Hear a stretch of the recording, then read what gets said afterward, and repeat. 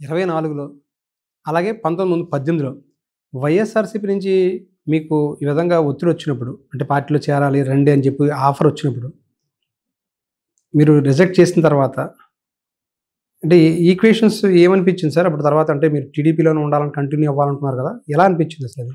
అంటే యాక్చువల్‌గా 2 రకాలండి. నిజంగా 19లో గాని నేను వెళ్ళుంటే డెఫినిట్‌గా ఎమ్మెల్యే అయ్యేవాడిని. మంత్రి కూడా అయ్యేవారేమో. అది మనం ఊహించలేం కదా! ఆ పార్టీ సిద్ధాంతం నాకు తెలీదు. పూర్తి అవగాహన లేదు. డెఫినిట్‌గా ఎమ్మెల్యే అయ్యేవాడిని. మళ్ళీ పెందుర్తి నుంచి ఎమ్మెల్యే అయ్యేవాడిని. మంత్రి కూడా అవకాశం వచ్చి ఉండేది. అది మరి భగవంతుడు చెప్పాం కదా! కాకపోతే నేను ఈ పార్టీలో ఉండడం వలన నాకు ఒక ఇమేజ్ ఉంది, ఒక గౌరవం ఉందండి. పార్టీలో ఉంటాడు, కమిట్మెంట్‌తో ఉంటాడు. ఇప్పటికీ నాకు పదవి లేకపోవచ్చు, పదవి ఇవ్వకపోవచ్చు. అది కొన్ని ఈక్వేషన్స్ ఉంటాయి. చంద్రబాబు గారి నిర్ణయం మీద నా శిరోధార్యం. నేను దాన్ని కానట్లేదు. కానీ ఇప్పటికీ ఎక్కడికెళ్ళినా పదవని కాదండి, నాకు ఒక గౌరవం ఉందండి. ఈవేళ పార్టీలో ఉంటాను, నిజాయితీగా ఉన్నారు, పార్టీ కోసం పోరాడుతున్నాను. ఏ కార్యకర్త ఏ ఊరు వెళ్ళినా, ఏ జిల్లా వెళ్ళినా 10 మంది నాకు దండం పెడుతున్నారండి, ఆదరిస్తున్నారండి. కొన్ని పార్టీ నాయకులు మెచ్చుకుంటారు, బండారు గారు మీది కరెక్ట్ డిసిషను, ఈ పార్టీని మారడం, పదవులతో కానీ మీరు నిజాయితీగా ఉన్నారని చెప్పి మెచ్చుకుంటారు. అది సంతృప్తి నాకండి. అంచేత అయ్యో 19 ఏళ్ళ ఎమ్మెల్యే అవ్వలేకపోయినాను, మంత్రి అవ్వలేకపోయినా లేదండి. ఆ బాధ లేదు. ఈ సంతృప్తి నాకుంది. తెలుగుదేశం పార్టీ అంటే నాకు ఒక మాట చెప్తాను సార్, మళ్ళీ ముందే చెప్పాల్సింది, నాకు దేవుడు ఎన్టీ రామారావు గారండి. ఆ మహానుభావుడు పార్టీ పెట్టబట్టే ఇవాళ బండారు సత్యనారాయణ ఇలా మీ అందరితో మాట్లాడుతున్నాడండి. నా జీవితం అంతా ఎన్టీ రామారావు నాకు దేవుడండి. నాకు తల్లిదండ్రులు జన్మనిచ్చిన తర్వాత నాకు దేవుడే, నాకు ఎన్టీ రామారావు ఈవేళ నా దేవుడు అండి ఆయన. అంచేత ఆ మహానుభావుడు పెట్టిన పార్టీలోనే నా జీవితం పోవాలి, అదే జెండాతో చనిపోవాలని కోరికండి నాకండి. అందు తప్ప పదవి కోసం ఆశించలేదు. నేను ఎవరిని బ్లాక్మెయిల్ చేసి బెదిరించలేదు పదవి కోసం. మీకు ఇంత ఎన్టీఆర్ అంటే ఇంత అభిమానం ఉంది కదా! ఆ సమయంలో 94, 95 తర్వాత సంక్షోభం వచ్చినప్పుడు ఎన్టీఆర్ గారు చంద్రబాబు నాయుడుని ఉద్దేశించి కొన్ని కీలకమైన వ్యాఖ్యలు చేశారు. ఆయన మీద చెప్పులు పడ్డాయి. ఆ సమయంలో మీరు బాధపడలేదా అసలు? ఇలా జరిగింది, ఎన్టీఆర్ గారి మీద చెప్పులు పడడం ఏంటని బాధపడలేదు మీరు ఇప్పుడు? అది చెప్పులు పడింది చాలా మంది చెప్తారు కదండి, అది చాలా తప్పుడు. అది పబ్లిక్ అయిందండి. నేను అక్కడ ఉన్నాను స్పాట్లో. ఏం జరిగింది సార్? Very good. వైస్రాయ్లో జరిగింది అంటే ముందు చెప్తాను, దాని ముందు చెప్తానండి. దాని ముందు పరిణామాలు, నేను అప్పటికే పార్టీలో యాక్టివ్ ఉన్నాను, అప్పటికే టీడీఎల్పీలో క్యాషియర్ ఉన్నాను, టీడీఎల్పీలో ఎన్టీ రామారావు గారి ఇంట్లో భోజనం చేస్తున్నాను. యంగ్ పర్సన్ కూడా మీరు? యంగ్ పర్సన్గా మహానుభావుడు ఎంత గౌరవించారంటే భోజనం పెట్టేవాడు నాకు ఆయన. ఎన్టీ రామారావు ఆ ఇంట్లోనే అమ్మో మహాను ఎన్నిసార్లు భోజనం చేశాను ఆయనతోటి. కాకపోతే ఇది అంతటికి కారణం ఎవరైనా లక్ష్మీపార్వతి అనే ఒక దుర్మార్గపురాల వల్ల జరిగిన పరిణామం అండి. ఆవిడికి తెలియక రాజకీయాల్లోకి వచ్చి ఓ యోగంగా భార్య అయిన తర్వాత ఆవిడ సతీమణిగా ఉంటుంటే చాలా గౌరవం ఉందండి ఆవిడకి. ఆవిడ రాజకీయాల్లోకి ఎంటర్ అయిపోయి ప్రతి దాంట్లో ఇష్టాసారంగా ఎవరు పడితే వాళ్ళకి ప్రోత్సహించి పదవులు ఇవ్వడం, అన్నగారిని కలిసే వాళ్ళకి గౌరవం లేకుండా చేయడం, ఇవన్నీ పరిణామాల్లో మేము చంద్రబాబు నాయుడు గారు చెప్పిన వాళ్ళు నేను ఒకటి ఉన్నాను. ఈ పరిణామాలు జరుగుతుంది సార్, బాగోలేదని చెప్తున్నాను చంద్రబాబు నాయుడు గారికి. ఆయన మౌనంగా ఉండేవారు. ఆయన ఆవిడ దుశ్చర్యల వల్లనే ఆవేళ కూడా ఆవిడని పక్కన పెట్టాలనే నిర్ణయానికి మేము అందరం చంద్రబాబు నాయుడు మద్దతు ఇచ్చాం. చంద్రబాబు ముఖ్యమంత్రి చేయాలనో చంద్రబాబు నాయుడు ఆశ లేదు, మేము అనుకోలేదు. ఆవిడని సరిదిద్దుదామని చెప్పి ఆ రోజు 3 పెద్దలు పంపించాం. సుబ్బారెడ్డి గారు, అశోక్ గజపతిరాజు గారు, విద్యాధర్ అనుకుంటాను, కోటగిరి విద్యాధర్ గారు, 3 నాకు నిన్నాను. చంద్రబాబు నాయుడు ఆఫీసులో ఉన్నాం అందరం కూడా. ఆ పంపినప్పుడు కూడా ఈ దుర్మార్గపురాలు ఆయన్ని ఆ రకంగా లైన్లో రాకుండా చేసి ఆయన ఒక రకంగా అనకూడదని ఆయన్ని గుప్పిట్లో పెట్టుకుంది. వీళ్ళెవరిని కలవనివ్వలేదు, అది చెప్పే మాట వినలేదు. దాంతో వెనక్కి వచ్చారు. దాంతో ఆవేశాలు పెరిగాయి.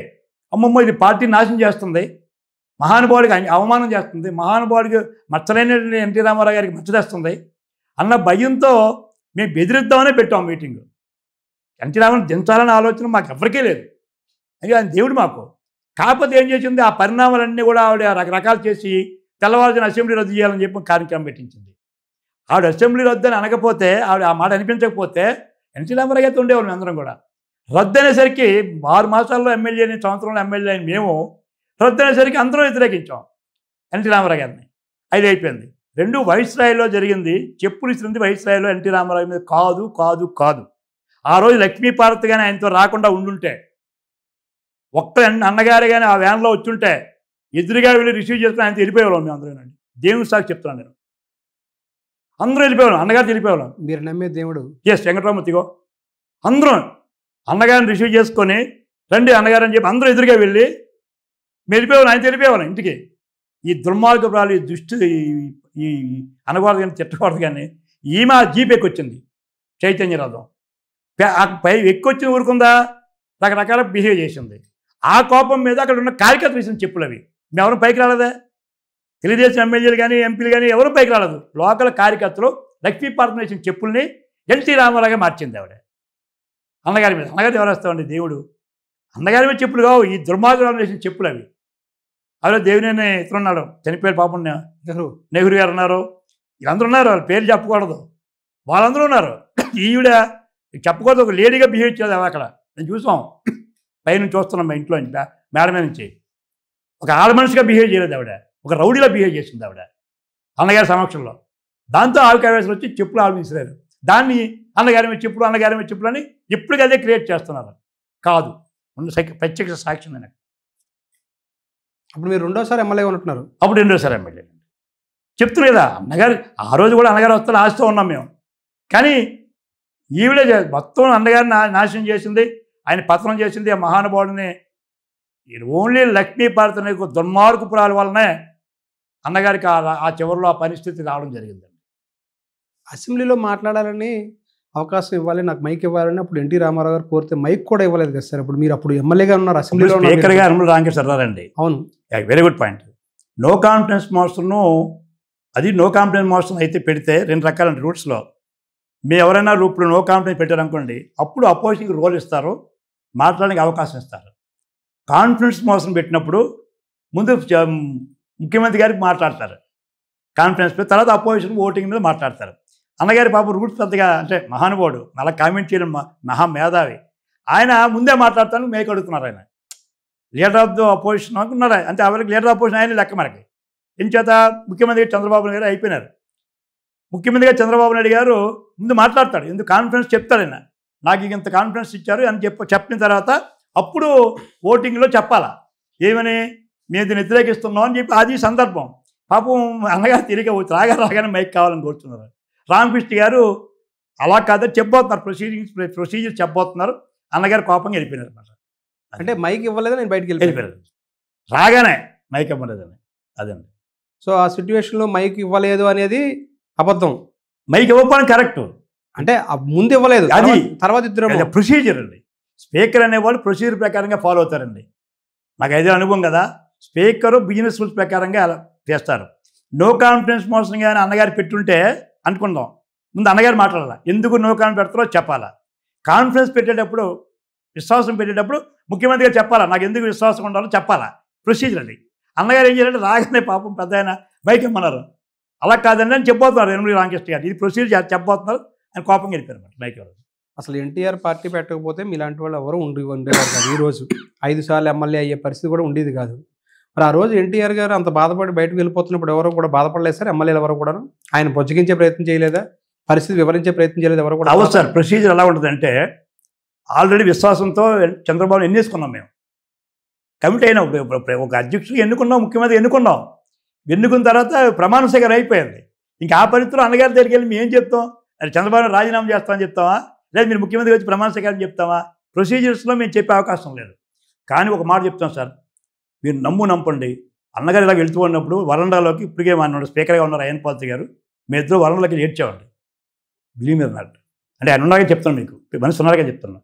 అయ్యన్పాత్రి గారు నేను సడన్గా వెనక్కి వెళ్ళిపోయి నువ్వు మోసం చదువుతున్నాయి ఏడ్చామండి. చివరి బెంచ్లో కూర్చుని, బెంచ్లో వెనక్కి పైకి వచ్చి లాబీకి వచ్చి లాబీలో ఇద్దరే అలాగే అయ్యన్పాత్రి గారిని ఇలా బండారు గారు చెప్పారు అవునా కాదని, ఇద్దరం ఆ లాబీకి వెళ్ళిపోయి ఇద్దరం ఏడ్చామండి. ఏంటి వేదలు జరిగిపోయింది, పాప మహానుభావుడు దేవుడు ఈ దిక్కుమాలి ఇలా చేసింది అని అనుకున్నామండి. ఇద్దరం కలిసి ఏడ్చి మళ్ళీ లోకి వచ్చి, ఆయన మంత్రి నేను ఎమ్మెల్యేనండి. ఇద్దరం వాళ్ళకి వచ్చి, ఆయన అటవీ శాఖ మంత్రి ఏదో మొత్తం మీద ఇద్దరం వచ్చి వరండాలో ఏడ్చామండి. ఆర్మీ మినిస్టర్ ఆయన, ఇద్దరు వరండాకి వచ్చి ఏడ్చామండి. అడిగిన అయ్యన్పాత్రి గారు స్పీకర్ గారి మీరు మాట్లాడితే ఇలా చెప్తారు బండారు గారు అవునా కదా అడగండి.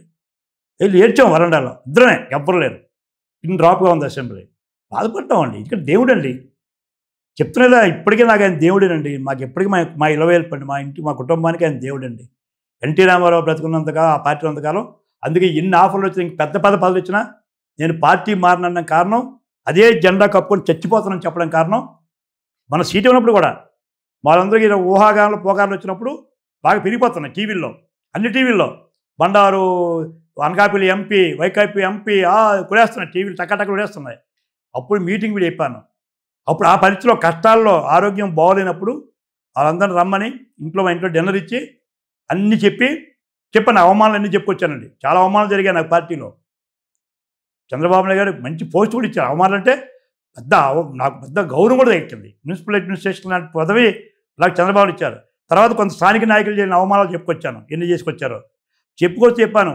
నా ప్రయాణం పోయిన ఇవాళ చెప్తున్నాను, నాకు సీట్ ఇవ్వలేదు, ఏమండి నేను రాజకీయాలు విరమించుకుంటున్నాను.